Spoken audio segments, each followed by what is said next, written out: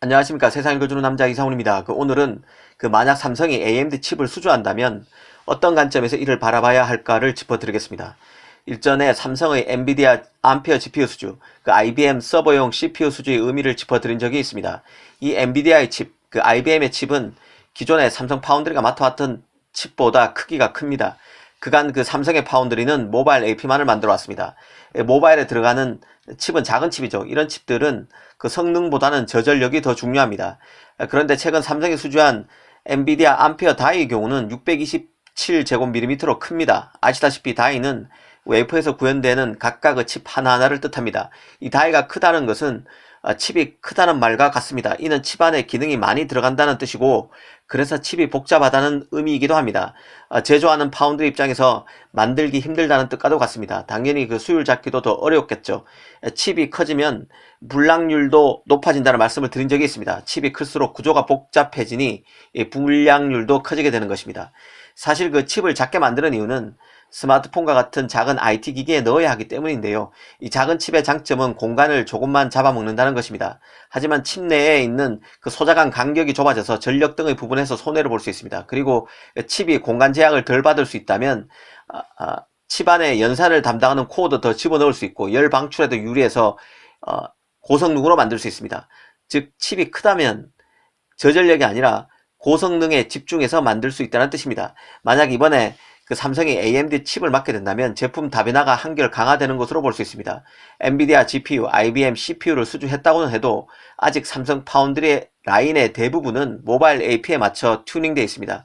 AMD GPU, APU, CPU가 새롭게 포트폴리오에 편입되게 되면 삼성 파운드리 입장에서는 저전력에 특화된 칩뿐만 아니라 이 고성능 파운드리에 들어가는 칩 리스트도 이전보다 풍부해지는 효과를 누릴 수 있습니다. 사실 삼성의 새 팹리스 고객 확보를 폄하하는 시선도 있는데요. 이런 사람들은 삼성의 수주가 실력보다는 TSMC의 캐파가 부족한 상황에서 칩 수요는 많은 탓에 낙수 효과처럼 얻어 걸렸다는 식의 논리를 댑니다. 하지만 일전에도 말씀드렸지만 경쟁사 대비 생산 캐파에 여유가 있고 이 경쟁사보다 낮은 가격을 제시할 수 있는 것도 강력한 경쟁력이라고 말씀드렸습니다. AMD는 지난해 4분기에 인텔로부터 뺏어왔던 점유율을 인텔에 일부 내줬는데요. 인텔이 가격 공세에 나선 것도 있지만 AMD가 TSMC 생산 캐파에 발목이 잡혀서 물량을 제대로 찍지 못한 게 결정적이었습니다. 이런 맥락에서 AMD는 삼성과 거래를 트면서 느슨해진 인텔 추격의 고삐를 바짝 당길 수 있게 되고 이 삼성도 새 고객을 만들므로써 후위를 다시 도모할 수 있게 됩니다. 특히 지금은 인텔, 애플도 이 파운드리 활용과 관련해서 듀얼 벤더 전략을 쓸 가능성이 어느 때보다도 높은 시점입니다. 이 언론에서는 애플이 마치 TSMC와 지고지순한 비즈니스 관계를 계속 이어갈 것처럼 말하고 있지만 이 개인적으로 애플도 어느 시점에 가면 삼성 파운드리와 거래를 다시 재개할 가능성이 적지 않다고 봅니다. 애플은 말 그대로 IT 업계의 갑 중에 갑인데요. 이 파운드리 활용과 관련해 TSMC에 완전히 주도권을 내주지 않기 위해서라도 삼성을 적정 시점에 와일드카드로 쓸 것으로 봅니다. 지금 애플을 가면 보면 급속도로 칩 내자의 피치를 올리고 있음을 알 수 있습니다. 원래 만드는 A14, A15 바이오닉 같은 모바일 AP는 기본이고 PC용 CPU인 M 시리즈의 리프카 GPU도 개발이 마무리되고 있습니다. 그리고 애플카에 들어갈 칩도 새롭게 만들게 됩니다. 그리고 2024년 혹은 2025년쯤이면 모뎀 칩까지 퀄컴으로부터 독립해서 애플이 직접 만들게 됩니다. 이걸 모두 TSMC에 맡길 것으로 보지 않습니다. 일부는 틀림없이 삼성으로 갈 것으로 봅니다.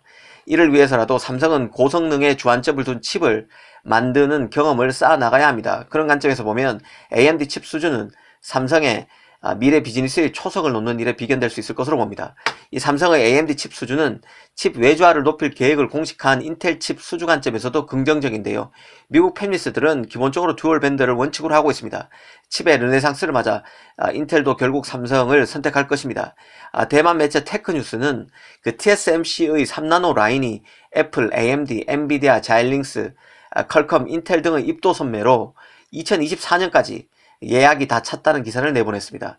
이 기사를 보면서 TSMC가 삼성을 굉장히 견제한다는 생각이 들었습니다. 아직 공정 개발도 끝나지 않은 3나노 계약이 마치 4년 뒤까지 다 마무리된 것처럼, 계약이 다 끝난 것처럼 오버를 떠는 것은 결국 미국 팹리스들이 삼성 기술력만 담보되면 듀얼 밴드 원칙을 견제할 것이라는 점을 의식한 결과라고 봅니다. 한 발 한 발 나가는 게 중요할 것입니다. AMD를 잡아야 한다는 생각이 듭니다. 감사합니다.